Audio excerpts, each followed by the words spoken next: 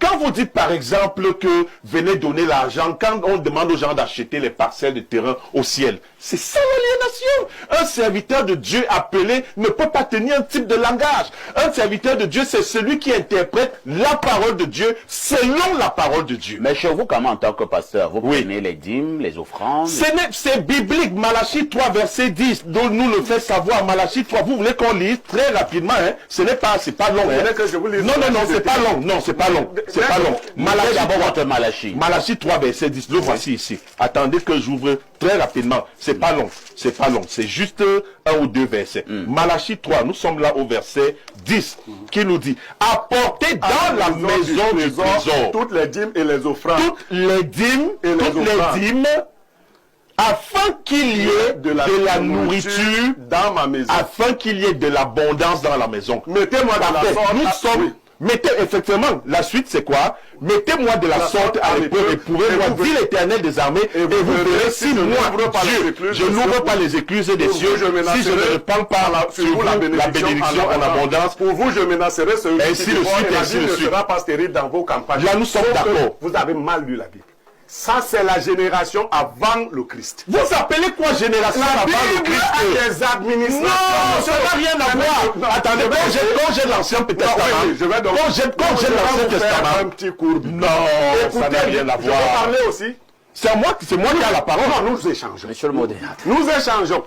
Quand vous lisez la Bible, avec ce genre de hier, vous êtes effectivement pur. Là, on vous dit dans la Bible, tout ce qui a été écrit d'avance là était pour votre instruction, afin que l'homme de Dieu soit outillé. Quand vous rentrez dans le message de Christ, Blériot, la dîme est-elle diabolique selon vous? Non, la dîme n'est pas diabolique. Et le problème se trouve à quel niveau? Si les gens respectent la parole de Dieu. Est-ce que je peux vous répondre? Parce qu'il est question pour nous de respecter les principes de Dieu. Je peux vous répondre. Oui. Toute la Bible, s'il ne vous concerne pas, est-ce que vous le savez? Que tout ce qui est écrit dans la Bible ne vous concerne pas. Il y a des administrations dans la Bible. C'est comme la Constitution. Si quelqu'un parle de la Constitution de 1974 aujourd'hui, est-ce qu'il fait bien? C'était la loi, mais ce n'était pas la vôtre. La loi de Moïse ne vous concerne pas. C'est l'administration avant les évangiles. Et vous êtes à la 5e administration, qui est l'administration de la grâce. C'est ma première fois. Mais je vous le dis, tout ce qui est dans la Bible ne vous concerne pas. Mais je ne serai pas aliéné par vos propos. Non, tout ce qui est dans la Bible n'est pas vrai. On va passer la parole. Oui, alors, mais à côté de ça, moi, je continue de dire que je suis entièrement d'accord avec le jeune frère. Jeune frère, le véritable. Je ne pense pas que vous soyez d'accord. Non, nous sommes d'accord. Votre jeune frère, comme vous l'appelez, dit que le pentecôtisme est dans le business. Non, oui, mais pas tout le vous étant pentecôtiste, attendez un peu, vous étant que pentecôtiste, par déduction, vous êtes un businessman. Tous les frères. Et là, vous êtes d'accord avec lui? Oui, tous les frères ne sont pas des businessmen. Moi, personnellement, je ne suis pas un businessman. Moi, je crois en Dieu, je crois en la parole de Dieu et je prêche la vérité de la parole de Dieu. Alain Donc, vous avez dit tout à l'heure, on vous a compris. Pour faire leur business à eux, on vous a compris. Et d'ailleurs, Dieu nous l'a dit dès le départ, hein, plusieurs viendront à mon nom. On vous a compris. Je les ai jamais Alain Donc, vous avez dit tout à l'heure que vous êtes chrétien au sens de la Bible, c'est ça? Oui. D'accord. Alors, cette Bible-là, elle a apporté de bonnes choses pour l'Afrique. Voilà. Déjà, il faut commencer par récuser un certain nombre de choses parce que les gens font ce que j'appelle les exégèses, c'est-à-dire qu'on n'a pas minutieusement, systématiquement étudié un sujet dans la Bible de façon holistique. On fait une prise de position pour faire dire à la Bible ce qu'on veut. Parce que la dîme, en réalité, elle est obsolète. Elle avait un champ d'application et une fonctionnalité limitée dans l'histoire du salut. Elle s'arrête. Les pasteurs c'est ce qui est écrit dans les livres d'histoire. Non, il ne faut pas dire sur un plateau sérieux. Nous sommes sur un plateau sérieux. Vous avez invité en tant que pasteur. Il ne faut pas qu'on laisse certaines choses passer sur un plateau. Tu veux qu'on parle de la Bible? Parlons-y, nous sommes là pour ça. Est-ce que nous sommes d'accord justement pour parler de la Bible? Les gens regardent, les gens nous écoutent. Laisse donc Attendez d'abord, attendez. Vraiment, Agidi Spiritualité, le monde entier est concentré. Je voudrais que le débat soit équitable, qu'il soit équilibré et qu'il soit courtois pour que les téléspectateurs puissent retenir quelque chose. Alain Douk, vous allez reprendre la parole, même comme vous êtes revenu en arrière, mais moi je vous avais posé une préoccupation. Allons-y. Alors, c'est simple. La dîme, elle dit aux anciens et hein, vétérotestamentaires, les prêtres du premier temple, d'accord? Avec la fin du temple, s'arrêtent aussi leurs offices, leurs services. Une nouvelle économie s'ouvre. Je dis ça, je ferme et je passe. Je reviens au thème. Bien. Vous savez ce qui compte... Non, ne revenez pas au thème. Ma question était claire. Oui. La chrétienté. Vous avez dit que vous êtes chrétien Justement, au sens de la Bible. Justement. Et cette fameuse Bible, est-ce qu'elle a aidé l'Afrique? Est-ce qu'elle continue à aider le continent africain? Elle continue d'aider, elle continue de sanctifier parce qu'elle est la source de la vérité. Et vous savez quelle est la principale cause de notre aliénation? C'est notre déphasage, c'est-à-dire que notre égarement par rapport à la vérité. Je corrige par exemple des choses qui sont dites dans la Bible, mais dont on fait des mauvaises interprétations depuis sur le plateau. Quand on dit que le Christ n'est pas Dieu, lui, la Bible, s'il faut tenir compte de ce qu'elle dit, on dit qu'on l'appelle Emmanuel, c'est-à-dire Dieu avec nous. Il a des prérogatives qui ne peuvent revenir à personne d'autre si ce n'est à Dieu. Quand vous voyez le Christ de l'Apocalypse, on vous dit qu'il est l'alpha et l'oméga. Donc il n'a pas de début, il n'a pas de fin. L'éternité, ça, c'est une marque de fabrique de celui qui est Dieu. Donc on ne peut pas récuser, et je ne peux pas faire économie de toutes les données bibliques pour attester qu'il est Dieu. Maintenant, par rapport maintenant au fait qu'on a aussi récusé, parce que je réponds à ta question pour te dire le bien que la Bible fait, mais le problème c'est que on a une mauvaise lecture de la Bible. La Bible nous dit, pour ce que moi j'ai étudié clairement, qu'en réalité, la foi qu'elle promeut est une foi africaine. Parce que quand vous étudiez le pédigré de Jésus... Attendez un peu, la Bible promeut la foi africaine. C'est une foi africaine. Comment ça? Je le dis. C'est vous qui le dites ou c'est la Bible? Oh là là. Est-ce que je vais parler là? Bon, je vous donne on sort de là. Il y a un papier, une publication érudite appelée Hebrew Flyer. Hein? Il traite d'anthropologie, il traite de forensique, de phrénologie. Ils ont commis une publication scientifique sur l'identité des antiques israélites hébreux bibliques. Et la conclusion de ce travail de recherche, c'est que monsieur, c'était des gens au phénotype africain. Ça, c'est les pensées de Dieu. Oh là là, on évolue. Moi, je vais vous la pensée de Dieu. Moi, je ne suis pas dans l'histoire, dans les livres d'histoire, dans ce que les gens ont dit. Nous sommes... Je parle de la révélation de Dieu sur ce plateau. Allez-y, allez-y. Il y a le musée, d'accord, d'archéologie égyptienne à Londres. Quand vous allez là-bas, vous allez avoir toutes les données objectives, tangibles, scientifiques. Excusez-moi, vous avez visité ce musée? Mais attends, mais est-ce que j'ai besoin d'être à Londres pour le visiter? Mais attendez. À l'heure de la démocratisation, à l'heure de la démocratisation de l'information. Quand on fait vous êtes un chercheur et ça m'étonne. Vous n'allez pas forcément en tant que chercheur sur tous les sites. Oui, il y a un terrain d'expérimentation. Il y a un terrain d'expérimentation, mais vous vous appuyez aussi, on a poussé la recherche. Vous vous appuyez en tant que chercheur sur ce que les autres commettent.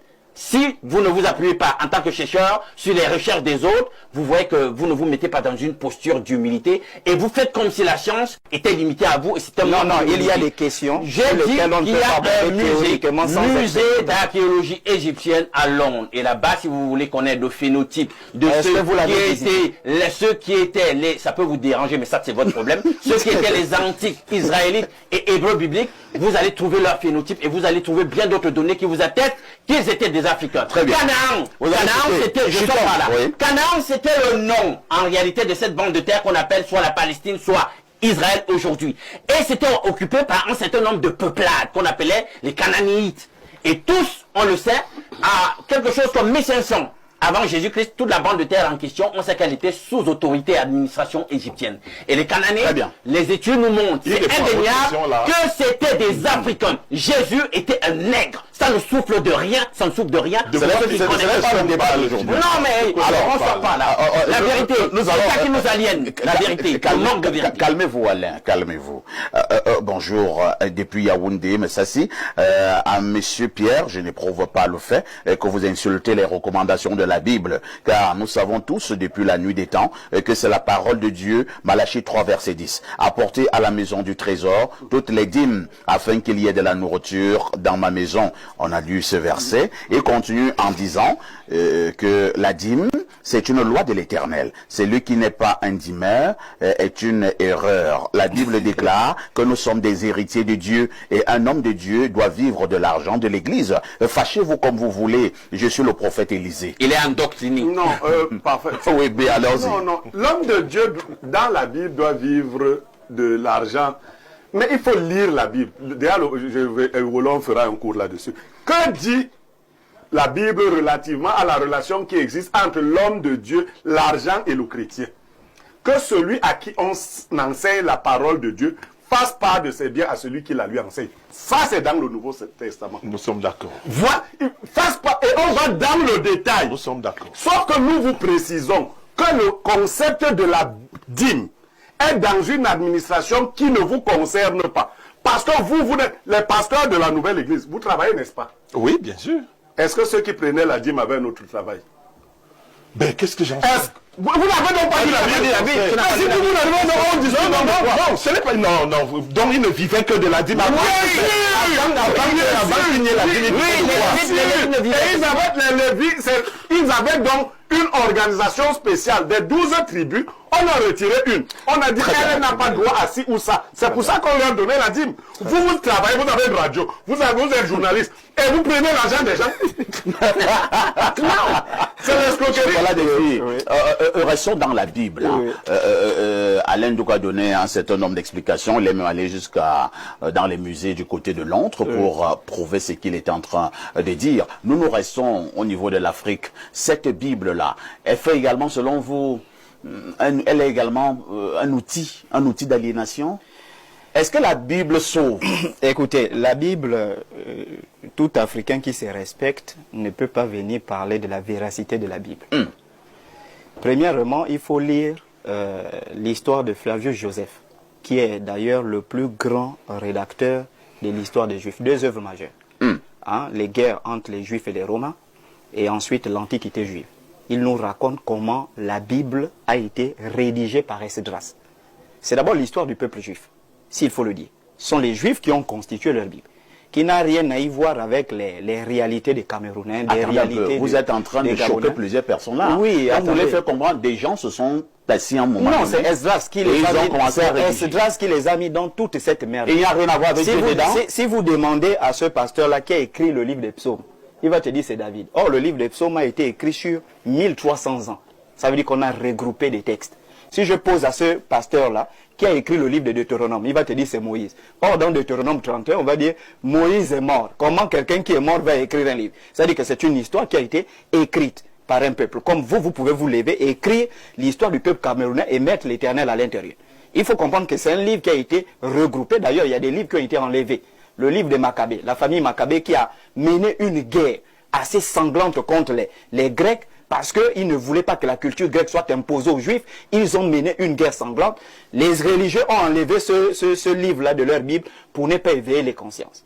Donc la Bible, c'est un livre qui est propre aux Africains. Je prends un exemple. Si on prend les 13 épîtres de Paul, vous allez voir ce que Paul donne comme recommandation à l'église de Corinthe. C'est pas la même chose qu'il va donner à l'église des Éphésiens. C'est pas la même chose qu'il va donner à l'église, par exemple, des Philippiens. Ça prouve que ce sont des lettres qu'on envoie pour des problématiques précises qui n'ont rien à y voir avec les réalités des Africains qui, eux, ont leur histoire, ont leur culture, etc. Donc, quelqu'un qui vient faire, je reviens ici sur mon frère, qui vient faire la propagande de la Bible, est-ce que vous savez qu'à chaque fois qu'on achète cette Bible, il y a des droits d'auteur qui vont à Rome? Ah bon? Mais il ne le sait pas, c'est pas la parole de Dieu. Lui, il ne le sait pas. À chaque fois que vous achetez une Bible, la Bible, c'est la propriété de l'Église catholique. À chaque fois que vous achetez, il y a un pourcentage qui part à la Rome qui enrichit l'Église catholique. Donc, pour revenir. Ensuite, sur la question de la dîme que vous soulevez, il dit que la Bible, c'est la propriété de l'Église. C'est la propriété de l'Église catholique. Depuis que j'existe sur cette terre, que la Bible, c'est la propriété de l'Église catholique. Est-ce qu'on peut aller? Monsieur le directeur, vous-même, vous ne pouvez pas. Non, je suis pas directeur ici. Je ne suis pas directeur ici. On peut aller. Allons-y, la parole. Tout le monde peut parler en même temps. Je récuse ça. Attendez,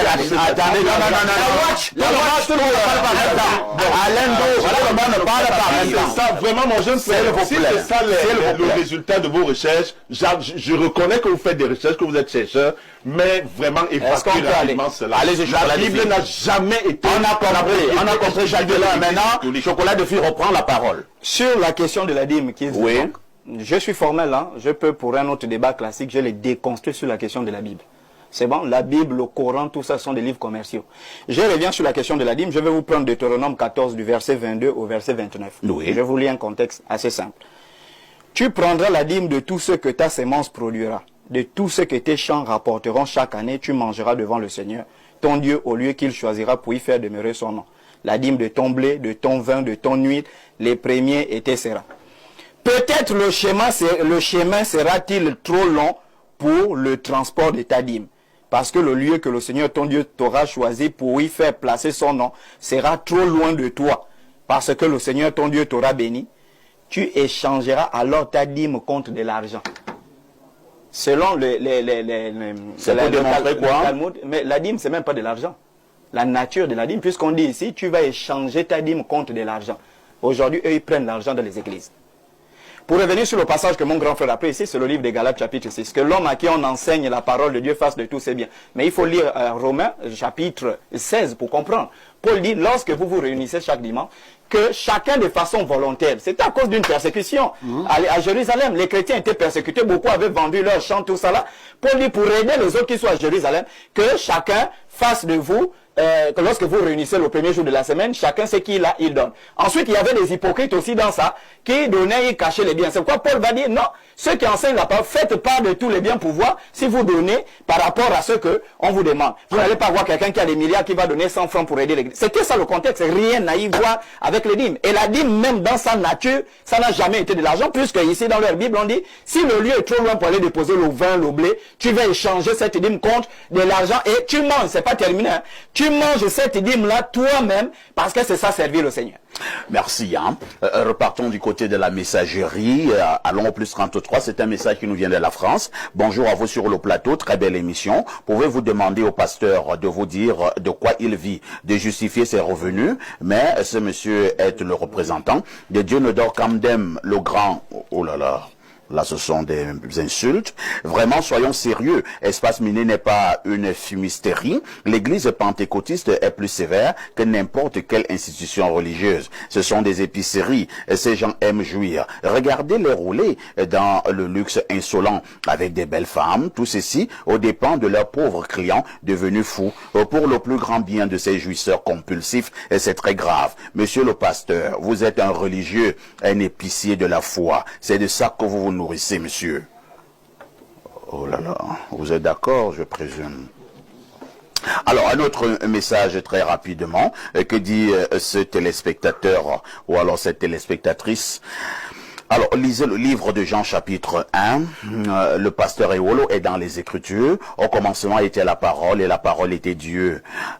Il est pasteur plein et ouin. Je le connais pas, mais la parole de Dieu dit que nous le reconnaîtrons par leurs actes et leurs paroles. Jésus-Christ n'a pas de commencement ni de fin. Faites très attention d'avoir combattu Dieu. Le conseil que je peux vous donner, c'est de ne pas courir le risque d'avoir combattu Dieu parce que vous faites ça, vous rattrapez d'une manière, vous serez rattrapé d'une autre manière. Vous créez vos propres idées. Lui, il parle de la révélation donnée par l'Éternel. Il ne parle pas de la science. Ce n'est pas parce que vous parlez beaucoup que vous avez raison. Notre apôtre Alain a son doctorat, sa femme aussi. Même chose, il est pasteur parce qu'il a été appelé. Il n'a besoin de rien.